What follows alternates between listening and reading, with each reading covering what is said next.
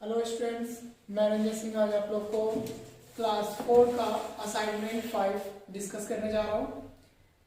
बच्चों, इस चैप्टर में आप लोग को पहले भी मैं बता चुका हूँ कि फैक्टर्स क्या है ना। क्योंकि जब हम कभी भी मैथ्स या किसी भी सब्जेक्ट का चैप्टर शुरू करने जाते हैं तो सबसे बड़ा फैक्टर होता है कि उस सब्जेक्ट का जो टॉपिक होता है उसे जानना। तो जैसे फैक्टर्स एंड मल्टीपल्स आपके चैप्टर्स के नाम है, जिसमें आपको पहला क्वेश्चन है असाइनमेंट में कि what do you mean what are factors. ठीक है, तो फैक्टर्स क्या है? फैक्टर्स से आप क्या समझते हैं? तो इसका डिफिनेशन यह है, the numbers which can divide the given numbers without the leaving a remainder are called factors. यानी जब कभी भी कोई भी संख्या दिया हुआ हो और पूछे कि उसका फैक्टर कौन कौन सा संख्या हो सकता है, तो जिस संख्या से वह संख्या पूरी तरह से विभाजित हो जाए और एक भी शेष न बचे, है ना, जीरो शेष बचे, वो पूरी तरह से विभाजित हो जाए, कट जाए, है ना, उसे हम लोग फैक्टर्स कहेंगे। यानी जिन मतलब संख्या से वह संख्या कटेगा वह उसका फैक्टर कहलाएगा। जैसे 4 डिवाइडेड बाई 2, है ना, तो 2 क्या है? 4 का फैक्टर हो गया। और बच्चों में एक और बात बता दूं, चाहे वह इवन नंबर हो चाहे ऑड नंबर हो, है ना, 1 जो है वह सबका फैक्टर्स है। ठीक है, नेक्स्ट क्वेश्चन है आप लोग का, इज 5 अ फैक्टर ऑफ 48? क्या 5 जो है 48 का गुणनखंड है? तो कहने का मतलब है, आप लोग को तो पता ही है कि जब किसी भी संख्या का गुणनखंड इस तरह से पूछा जाए, फैक्टर्स पूछा जाए, तो आपको बताना क्या है और क्वेश्चन के अनुसार आपको क्वेश्चन का आंसर देना है। ठीक है, इसे पूछा है 5 क्या 48 का गुणनखंड है, फैक्टर्स है, तो 5 से डिवाइड करके आपको 48 में देख लेना है कि यदि वो पूरी तरह से कट जाता है तो वो उसका फैक्टर कह रहा है। नहीं कटेगा, है ना, तो उसमें डायरेक्ट आंसर में नो लिख देंगे। यदि यहाँ पे कट जाता तो यहाँ पे यस लिख देते, यहाँ पे नहीं कटा, रिमाइंडर जो है 3 बच गया, इसलिए यहाँ पे आपका आंसर होगा नो। ठीक है, नेक्स्ट क्वेश्चन है, write all the factors of 29। तो we know that the 29 is a odd number, so it's divide by 1 और इटसेल्फ। यानी 29 जो है वह किसी दूसरी संख्या से नहीं कटेगा, वह एक और खुद की संख्या से कटेगा। ठीक है, इसीलिए इसका फैक्टर जो है वह होगा 1 और 29। यहाँ लिखा हुआ 29 is divisible only by 1 and itself, so the factors of 29 are 1 and 29। ठीक है, नेक्स्ट है क्वेश्चन नंबर 4, जिसमें पूछा है 0 इज द फैक्टर ऑफ 40। तो we know that the 0 is not again a number, so 0 is not factor of 40, so there is answer is your false. ठीक है, 0 जो है 40 का गुणनखंड नहीं है, इसलिए आंसर होगा फॉल्स। नेक्स्ट क्वेश्चन है question number 5, draw any 3 factor trees of 24। यानी 3 जो है फैक्टर ट्रीज बनाने हैं 24 के। आपको ध्यानपूर्वक इसको देखना है और समझना है, क्या कि 3 फैक्टर जो बने हैं वह अलग अलग तरीकों से बने हैं। 24 में यदि 12 से डिवाइड करेंगे तो 2 टाइम्स में कट जाएगा, यानी 12 multiplied by 2 we get 24। Again 12 का यदि हम लोग फैक्टर्स करें तो डिवाइड करें, है ना, तो आएगा 6 से अगर डिवाइड करते हैं तो 2 टाइम्स में कटता है, तो 6 2 ज़ा 24 और 6 2 ज़ा 12, 12 2 ज़ा 24। यानी यह तीनों को मिला के जो है आपका क्या आना चाहिए? 24 आना चाहिए। एनी हाउ जब हम लोग फैक्टर्स ट्री बना रहे होते हैं तो हमको यह ध्यान में रखना है कि यह संख्या के यदि हम लोग डिवाइड कर रहे हैं तो डिवाइड करने के बाद यह संख्या भी आना चाहिए, है ना, केवल इसी संख्या को हम लोग फोकस नहीं करेंगे। इसीलिए जब मैं इसे डिवाइड किया, जब इसका फैक्टर ट्रीज 12 का निकाला तो इसके साथ हमें 24 को भी ध्यान में रखना है। आपका मेन एम क्या होना चाहिए?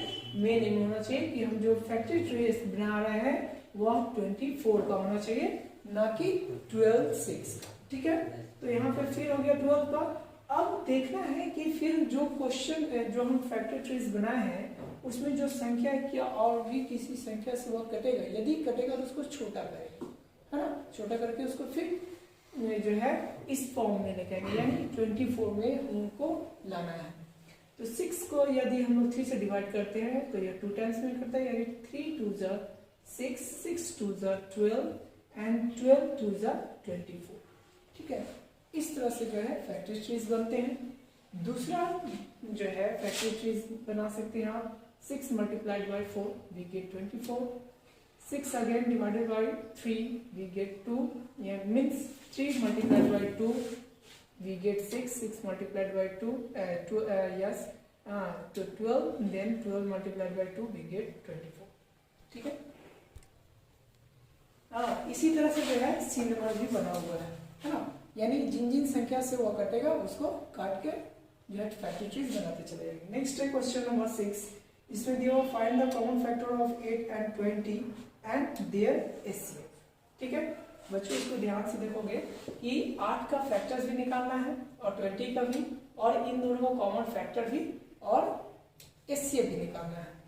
तो देखो यहाँ पे बच्चों जैसे 8 का फैक्टर जो है 1 हो सकता है, 2 हो सकता है, 4 हो सकता है। क्या है कि हमको डिवाइड करके या मल्टीप्लाई करके भी देख सकते हैं, मल्टीप्लाई के अनुसार भी हम लोग मतलब इसे फैक्टर्स को देख सकते हैं या डिवाइड करने के बाद। ठीक है, क्योंकि डिवाइड और मल्टीप्लाई करने के बाद उसी संख्या से ही मतलब डिवाइड करेंगे या मल्टीप्लाई करेंगे तो आपका उतना ही आना चाहिए, यानी 8 आना चाहिए। ठीक है, तो 8 multiplied by 1 we get 8, 4 multiplied by 2 we get 8, है ना। तो 1 2 एंड 4 एंड 8 इज इटसेल्फ, ये चारों जो है वह 8 का फैक्टर्स हो गया। फिर उसी तरह से हम इधर में डिवाइड करके बता दिए हैं आप लोग को कि 20 divided by 1 we get 20, 20 divided by 2 we get 10 and 20 divided by 4 we get 5। अब इसमें आपको देखना क्या है कि दोनों में कॉमन जो है संख्या वैसा कौन सा जिससे गुना करेगा भाग देने पे एक जैसा एक ही संख्या हो दोनों में। तो दोनों में देख रहे हैं कि यहाँ भी 2 है और 4 है, यहाँ भी देख रहे हैं कि 2 और 4 है। ठीक है, यानी 20 और 8 का जो कॉमन जो फैक्टर्स होंगे वह होंगे 2 एंड 4। अब इसका एचसीएफ जो है वह निकालने के लिए आप डिवाइड कीजिए 8 से 20 में, है ना, इस तरह से डिवाइड प्रोसेस से। और डिवाइड प्रोसेस से जब आप इसका एचसीएफ निकालेंगे या जिस संख्या से अंत में कटेगा वही उसका एचसीएफ होगा, यानी एचसीएफ हो जाएगा 4। ठीक है, नेक्स्ट है आपको क्वेश्चन नंबर 7, जिसमें दिया हुआ find the HCF of 16, 12 and 24। ठीक है, तो आप लोग देख रहे हैं कि 16, 12 and 24 का सबका फैक्टर निकला हुआ, आप गुना करके भी निकाल सकते हैं, डिवाइड करके भी निकाल सकते हैं। ठीक है, अब इसमें पूछा गया कि कॉमन फैक्टर्स इसमें कौन होंगे। तो सबसे पहले बच्चों आपको ध्यान देना होगा या गुना करें या भाग दे। ठीक है, उसमें जिन संख्या से आप गुना कर रहे हो और भाग दे रहे हो दोनों में, है ना, तो सब में आपको देखना है कि वो संख्या तीनों में जो है या नहीं। ठीक है, जब तीनों में होगा तो वह संख्या आपका कॉमन फैक्टर्स का है।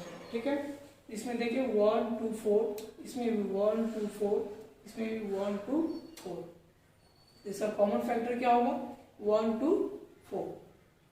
इसीलिए इसका जो हाईएस्ट कॉमन फैक्टर जो होगा, अब हम लोग को यह दिमाग में रखना है कि जब 3 है ना या 3 से अधिक मतलब जो है फैक्टर्स निकालने के लिए बोले और उसमें एचसीएफ निकालने के लिए बोले, उसमें सबसे बड़ा जो फैक्टर होगा, ठीक है, हाईएस्ट कॉमन फैक्टर जो होगा वही जो है आपका एचसीएफ कहलाएगा।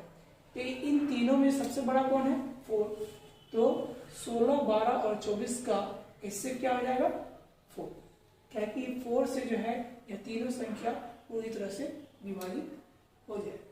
ठीक है, नेक्स्ट क्वेश्चन है question number 8, what are prime number. Prime number के बारे में बच्चों मैं आपको पहले भी बता चुका हूँ, और ध्यान से इसमें भी देखोगे, those numbers have only two factors one and itself, such numbers are called prime numbers.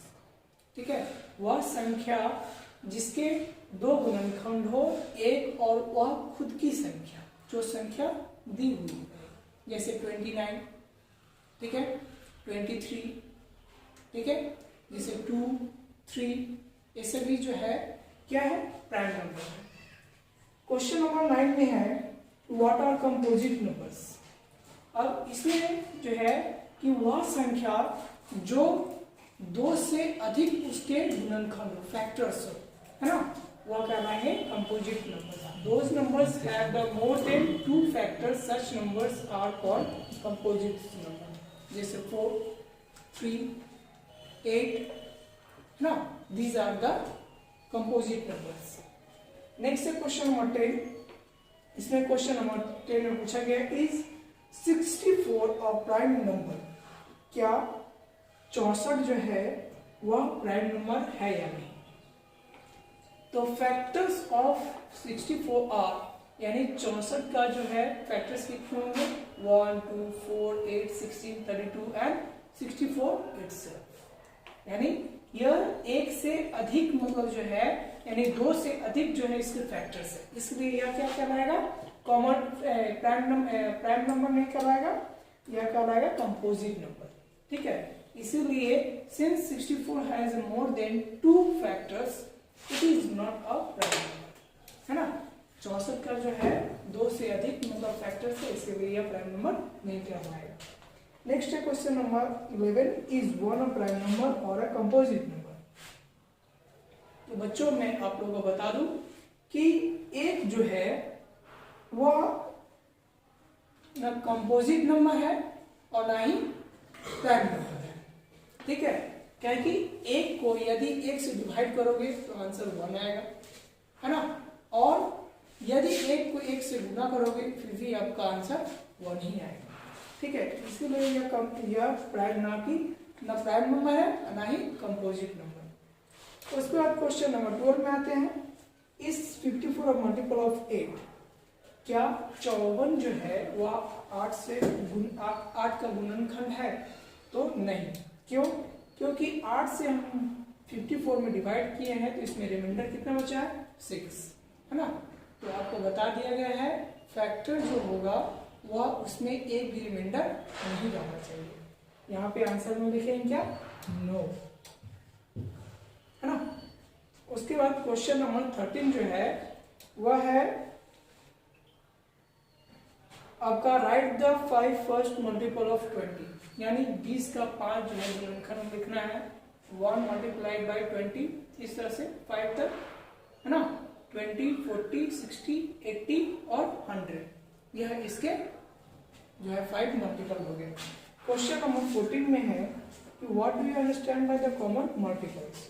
Factors which are shared by 2 और more numbers are called common factor, यानी वह संख्या या वह फैक्टर, वह गुणनखंड जिसमें 2 या 2 से अधिक संख्याएं जो है एक समान हो, है ना, उन संख्याओं का यदि जैसे यहाँ पे अभी फैक्टर निकाले और सब में जो है कॉमन फैक्टर निकालने के लिए, यानी कॉमन संख्या, यानी जो संख्या से गुना या भाग देने पे एक समान मतलब संख्या आए, या गुना हो या भाग हो, है ना, वह संख्या कहलाएगा कॉमन फैक्टर। ठीक है, तो यह हो गया क्वेश्चन नंबर 14।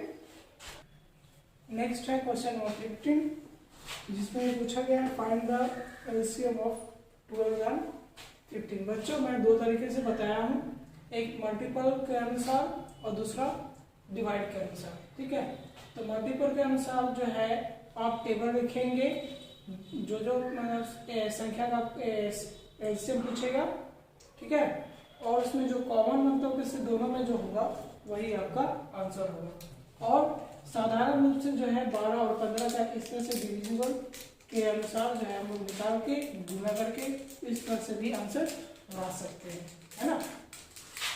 नेक्स्ट है क्वेश्चन नंबर 16,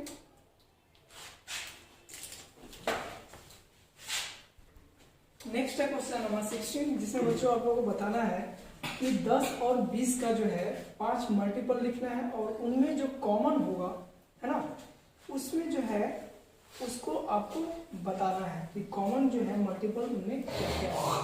तो 10 और 20 का देखो मल्टीपल यहाँ पे लिखा हुआ है ना, गुना लिखा हुआ है। तो इसमें जो जो संख्या गुना करने के बाद, ठीक है, जो जो संख्या आया है ना, उसमें जो जो कॉमन है उसको हम लोग पहले ले लेंगे, ठीक है, ले लिए। अब इसमें बोला गया है कि इसका जो है एलसीएम निकालने के लिए, तो बच्चों यह जो 20 और 40 का जो है कॉमन जो आया मल्टीपल, उसको हम लोग एलसीएम निकालेंगे। यह साधारण रूप से 10 टू ज़ा 20, 20 टू ज़ा 40, फिर 2 से लगाएंगे, डिवाइड करेंगे, 5 टू ज़ा 10, 10 टू ज़ा 20, फिर 5 से, क्योंकि 2 से लगेगा नहीं क्योंकि यहाँ पे 5 है। बच्चों एक और बात मैं आप लोगों को बता दूं, एलसीएम में कम से कम यदि 3 संख्या दिया हुआ रहेगा तो आपको कम से कम वह 2 संख्या उसमें जो है किसी संख्या से कटनी चाहिए, ठीक है, ताकि आपका एलसीएम जो है करेक्ट आएगा। उसके बाद 5 से डिवाइड करेंगे तो 5 1 जा 5 एंड 5 2 जा 10, ठीक है। अब जो भी संख्या से हम लोग डिवाइड की हैं उसको मल्टीप्लाई कर लेंगे। 2 मल्टीप्लाई बाई 2, 5 इंटू 2, 2 टू ज़ा 4, 4 5 ज़ा 20 एंड 20 टू ज़ा 40। इसका यह जो है एलसीएम आएगा, ठीक है बच्चों। इस तरह से जो है हम लोग प्रॉब्लम को सॉल्व करेंगे और आपको समझना है। क्वेश्चन नंबर 17 में दिया हुआ है ट्रू और फॉल्स जो है, क्वेश्चन नंबर 17 में दिया हुआ बच्चों आप लोगों को ट्रू फॉल्स बताना है, ठीक है। तो इसमें पहला क्वेश्चन है any number is a factor of all numbers, यानी कोई भी संख्या जो है ना, कोई भी संख्या जैसे 2 हो गया, वो 29 का फैक्टर नहीं हो सकता, 23 का नहीं हो सकता, ठीक है, तो इसीलिए यहाँ पे फॉल्स होगा। क्वेश्चन नंबर बी में 2 is the lowest common factor of all numbers, यह भी फॉल्स होगा क्योंकि 2 जो है वह सभी संख्याओं को पूर्णतः से विभाजित नहीं कर सकता, इसलिए यहाँ पे फॉल्स होगा बी नंबर में, ठीक है। उसके बाद सी नंबर में दिया हुआ है 5 is the factor of 35, yes, because 5 का टेबल में 35 आता है और वह 35 जो है वह पूर्ण तरह से विभाजित है, ठीक है। नेक्स्ट है क्वेश्चन नंबर 18, इसमें दिया हुआ divide and check with there, है ना, यानी डिवाइड करना है और आपको बताना है कि वह कहाँ पे जो है। जैसे पहला क्वेश्चन है 3 इज अ फैक्टर ऑफ 42, तो 3 से यदि 42 में यदि हम डिवाइड किए तो 14 टाइम्स ही है, या पूरी तरह से कट गया, ठीक है। तो 3 इज अ फैक्टर ऑफ 42, यहाँ पे होगा यस, चेक भी हो गया और आपको आंसर भी मिल गया। इस तरह से बी नंबर में भी उसी तरह से करेंगे, ठीक है। आशा है कि बच्चों असाइनमेंट आप लोग को, असाइनमेंट के द्वारा जो है आप अपने पूरे चैप्टर को जो है आप सॉल्व कर सकते हैं। Thank you.